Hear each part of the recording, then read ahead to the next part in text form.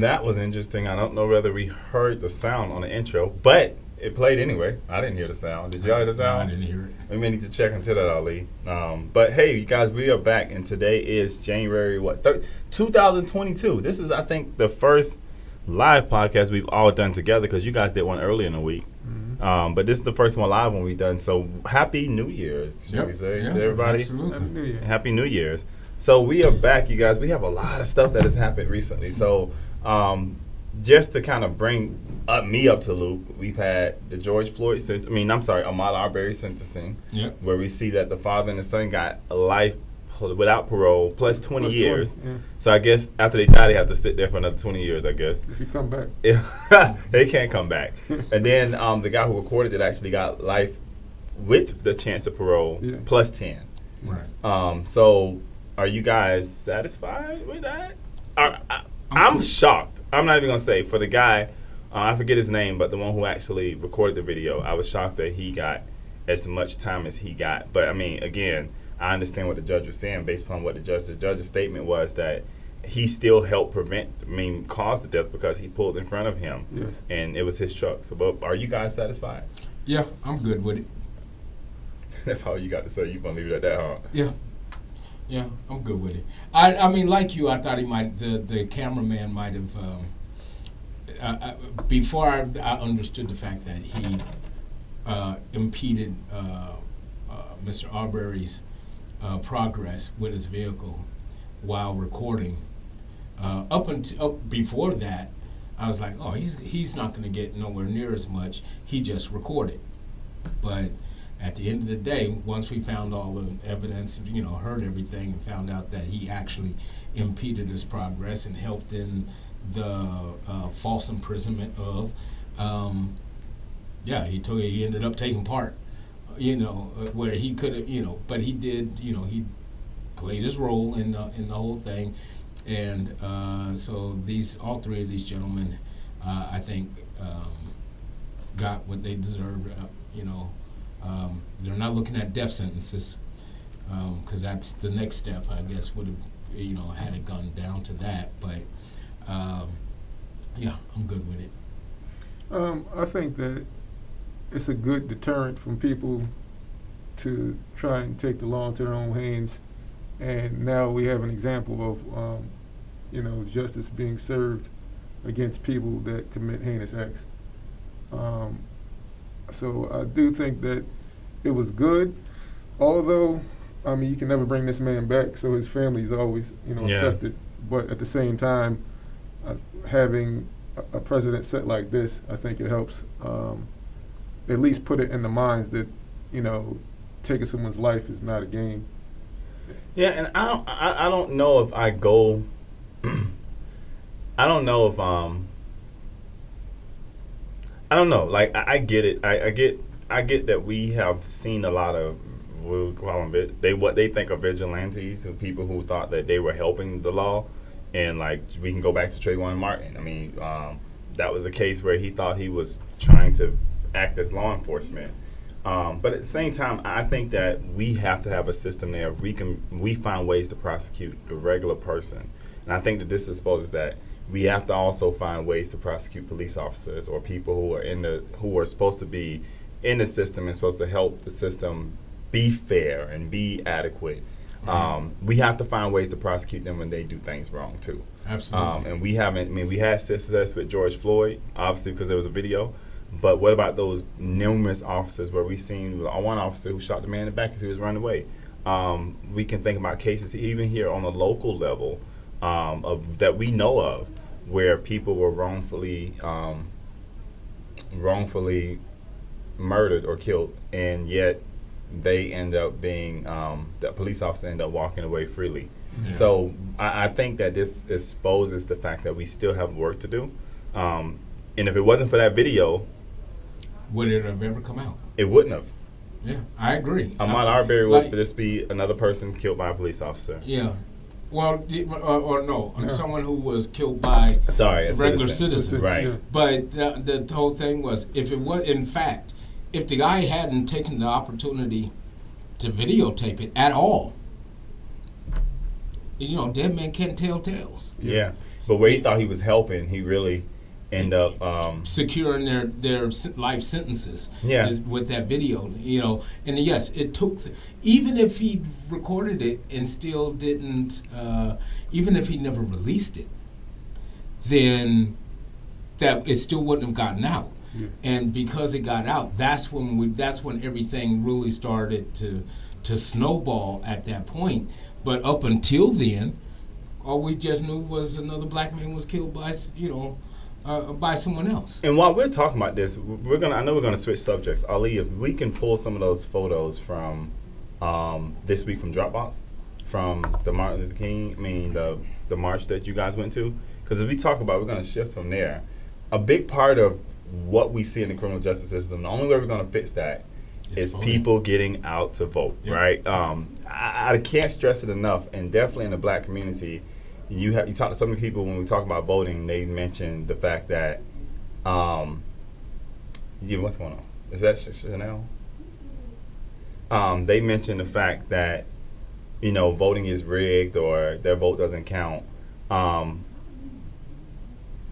Yeah. Okay. Sorry, that noise is throwing me off. Yeah. Mention that fact, but so many times we gotta understand. Like I think it was South Carolina in 2012, the election, or Carolina or something like that, North Carolina, where literally the vote was tied, and literally it got determined who was gonna be the congressman by a straw draw, because that's their law. They were able to draw straws, and whoever got the longest straw, I guess, won the battle.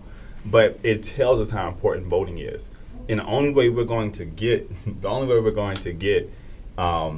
anybody to change policies is we have to put people in place who believe in the policies. We can look at policies. Like most of the Constitution was written, in the 1800s, and it hasn't been reformed since then. Right. I think the last amendment we've had probably was the 16th or 17th Amendment. Mm-hmm. But to think about over 200 years, we've only made 17, 18, or 20 at the most amendments to the Constitution. It was written back in the 1800s when slavery was okay, when it was okay to tell a black person that you were less than. Right. So we have to get people out to vote. But at the same time, we have to have laws in place that protect voting versus making it harder for people to vote. So as we know, Joe Biden came into the great city of Atlanta, spoke at Morehouse this week. But we were out there as well with other people, with the Atlanta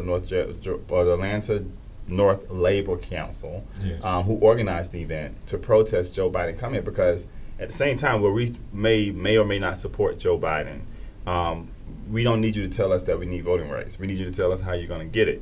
And he did come here and make big news. I think we have a clip to show from it. Maybe, Ali? Today, I'm making it clear. Protect our democracy. I support changing the Senate rules. Whichever way they need to be changed to prevent a minority of senators from blocking action on voting rights. I believe the threat to our democracy is so grave that we must find a way to pass these voting rights bills. Debate them, vote, let the majority prevail. And if that bare minimum is blocked, we have no option but to change the Senate rules, including getting rid of the filibuster for this.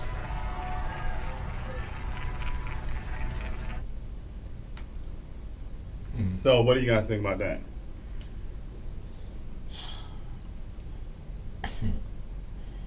As a whole, I don't know,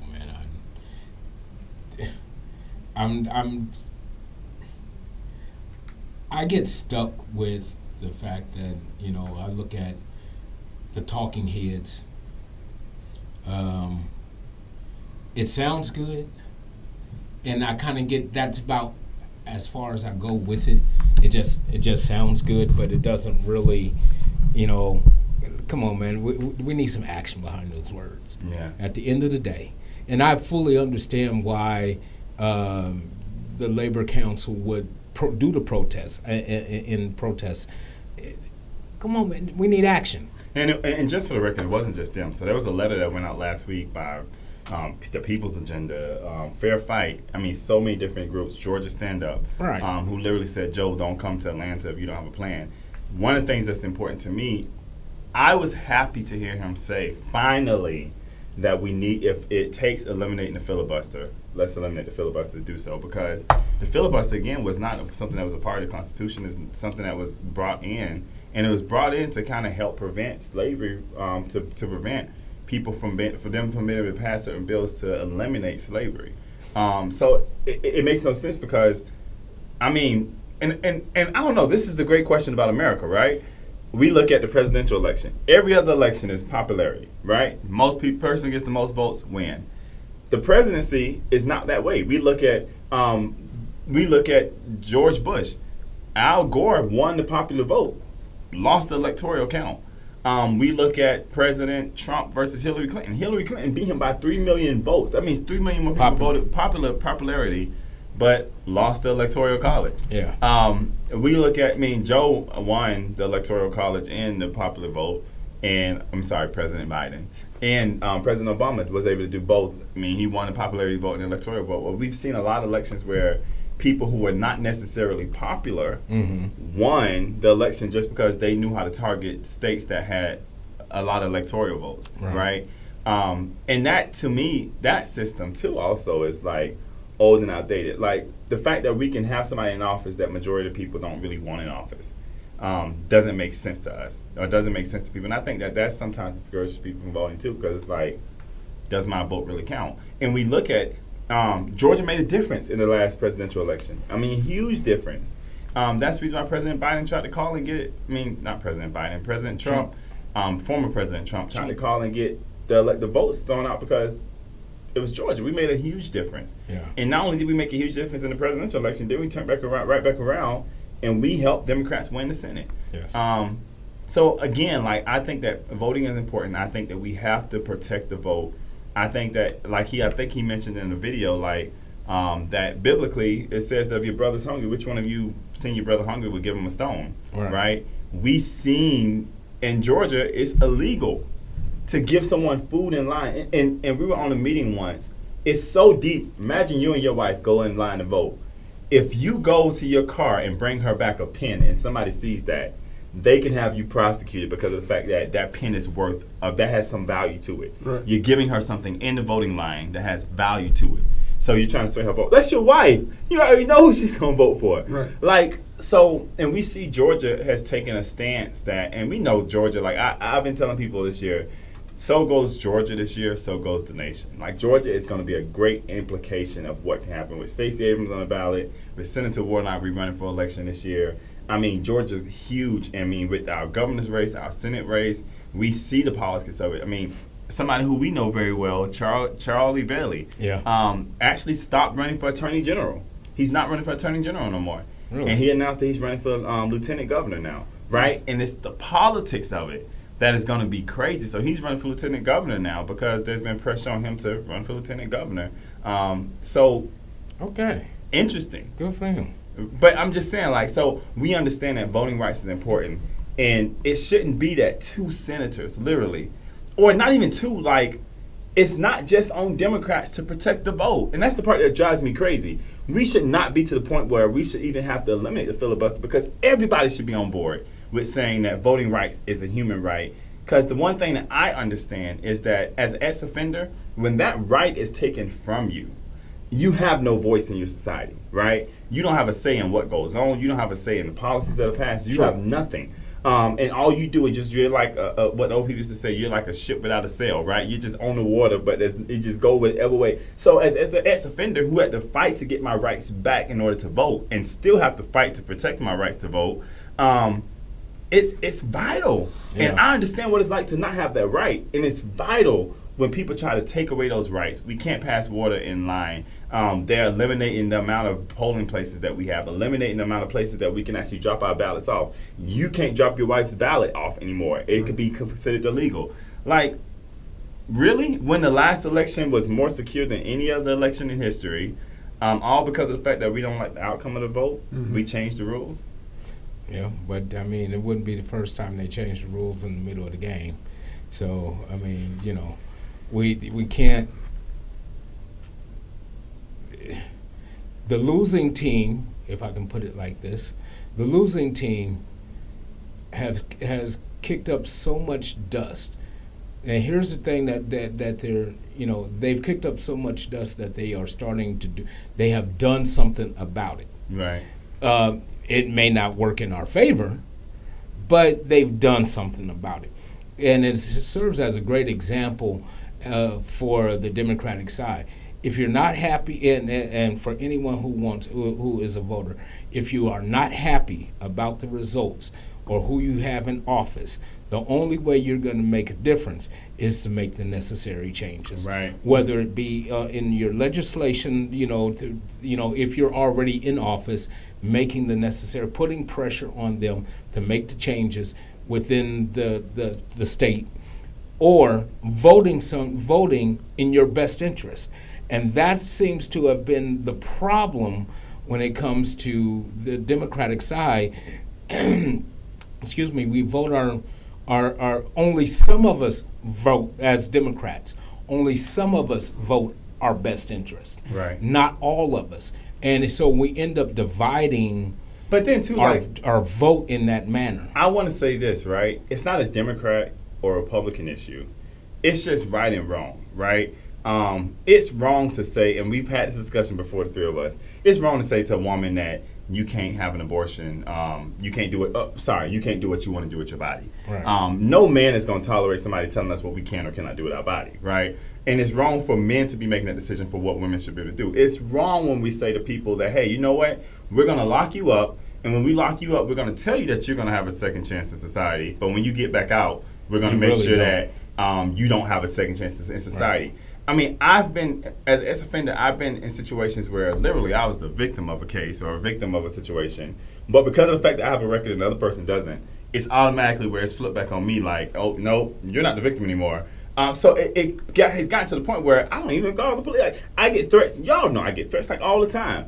I don't much feel comfortable calling the police because of the fact that are they really out there to protect me, right? Right.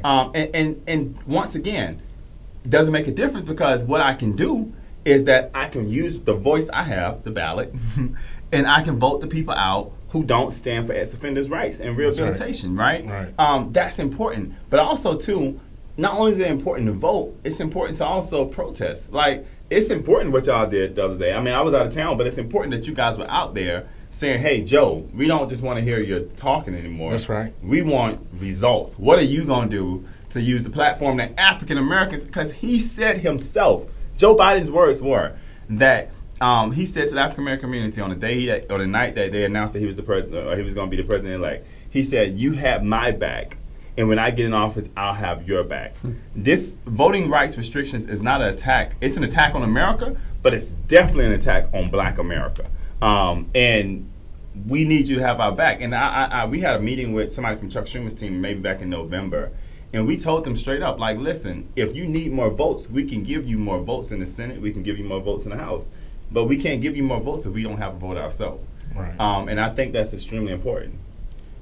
Yeah, I agree. And, a lot of times you get a lot of elected officials, excuse me, who they only need you for the vote to get in. And that's it. And that's as far as it goes for them. And it's very unfortunate that it comes down to that because no one likes feeling used or being played. And at the end of the day, that's where you have a lot of people who feel that way across the country, in your state, within your city, so on and so forth. And somewhere along the lines, we have to, we have to continue to vote. Again, for me, it's going back to voting our best interest and voting those who are not in our best interest out, and those who are in. And then, at the end of the day, that's really what it comes down to. How did you feel about what happened yesterday? I mean, you were out there. I mean, how was the vote to move? When people come and just talk, it's kind of just. First of all, it feels like the game is rigged. Right. For one, so then you come and talk to the people, almost looking like you're just doing this for, the press and the media, and to say I checked that box and said that I would do this, But once you get in and then you don't address these issues that you said or you were like running your campaign on, and you won't even talk to the people, that's when people kind of get, disconnected from the process of voting, because they're like, okay, my vote, if you believe that your vote counts and you get the candidate that you want in office, and now the candidate won't pick up the line, so to speak, and you're like, okay, well, we voted this person in, and now they're not doing anything to address any of the issues that we find necessary. All right. I personally believe in, getting your community together, trying to get into a block where you have spending power, because all of these candidates have to run on a campaign, and I think the most times when they're addressing things, they address the people that have money, Yeah. So or who have influence. Right. So, we need to not only vote and be aware of the laws, but also find ways to build income and build wealth in our own communities, beyond just looking for the attention. If we're not going to be given the attention, we have to create the attention by creating economy. And I mean, we got to be active. Like, one of the things that y'all know, I'm a Facebook junkie, right? Somewhat. Yeah. But one of the things that's important for me about scrolling through Facebook is that it allows me to see a lot of my friends are posting, like, we got a protest here, we got a rally here, right? Those are just as important, right? When I think we went to a prayer visual last week for the January 6th, and I was one of the people who prayed. But it was important to have people there. The impact of just having people there and having people out in the audience and having people, you know what I'm saying? You ain't always got to be on the stage, right, but just being out there saying, I stand in support of this. I mean, like, it should be no issue for everybody in America to come together and say, what happened on January 6, 2021 was not okay. Because the same people, and we have had people on Facebook who wrote us the nice messages recently. I was reading them this morning about the post that we posted for January 6th. But again, the same people who are saying, like, January 6th is justified were the same people who were saying that peaceful marching of George Floyd's life was not justified. How do we, again, it goes back to voting your interests. It goes back to being involved with what's going on in your community. It goes back with knowing what's going on in your community. And it goes back to knowing that local government makes a bigger impact on your life than you think it does, right? I can use the solicitor from down in Gwinnett County, where he decriminalized marijuana himself, right? So people who are now a certain amount of marijuana in their car in Gwinnett County won't be prosecuted for the crime because it's not legal. I mean, and again, don't think I'm just advocating for people just going out and smoking marijuana, but I do advocate for the fact that if marijuana can medically help you, I think that people should have the right to use marijuana. Like, I have a medical marijuana card. You guys know I deal with a lot of health issues. That it helps. Like, it literally helps. I have to vote my interest. I have to vote for people who are okay with that. And that's what I do. I mean, and I think that a part of voting, too, is being active enough to research where people come from. And don't just hear what they're saying now, because who they are. I used to always tell people, like, you always know who a person is by, like, a person really is who they are based upon the past of where they come from, right? Who they are today is really based upon their past, right? And you can learn a lot. Like, we think about even relationships where we've been in. A lot of who that woman or woman for all of us, or man, was in the current. If you go back to their past, you will figure out the reason why they are the way they are. Right. I remember I dated somebody and they could not stand trains, right? They couldn't stand the sound of trains. And I found out that the reason why they couldn't stand the sound of trains is because as the child, they were being molested. And what they heard while they were being molested was the train. Wow. So again, a lot of even the politicians that we have in office now, if we want to understand who they are, dig into them. Like we dig into everybody else. I mean, you dig into people who are just the average person, the average Joe. Dig into some of these people. Know what their pasts are. And we don't have the excuse anymore of saying, like, we don't know how to research them. Like, you can research anything you want to now. Right. Trust me. Receipts on the internet. But then, too, also I will say this, too. Don't believe everything you read on the internet. Definitely. Because anybody can post anything they want on the internet. I mean, trust me. I mean, I personally know that the internet can be your friend or it could be your enemy, depending on how you use it. Because, I'm internet sensation. Yeah. No, so you are too, James. I'm gonna make sure of it. You know what I mean? No, we don't want to do that. But I mean, again, I think that to end this, I think that voting is important, extremely important. I do support the Voting Rights Bill. I do support the John Lewis Act. I do think that we need to bring back up the George Floyd Police Reform Bill. The fact that we could not get that done is a disgrace to this country and what we stand for. And it's an argument. I was reading an article the other day about how China and places like Russia are saying, do democracies really work? Because while they're able to push along and change the way the education system works, rebuild their economy, rebuild their streets, rebuild their trains, just unilaterally by the person who's in power, we're behind on all that stuff because of democracy, because of the fact that. But I think it works when we take politics out of it, if that makes sense. When people just start doing what's right and doing what they feel like is right versus, is this going to benefit my party? I think it makes a huge difference, but that's just my opinion. Yeah. Well, I tell you what, at the end of the day, like you may mention before, how important it is for us to vote. We've said it before, with the up and coming elections, the most important ones will be within your state, within your county, within your city. And you see these people at restaurants and local watering holes. You may have grown up with some of these folks in the areas. You may go to church with some of them. It doesn't even matter.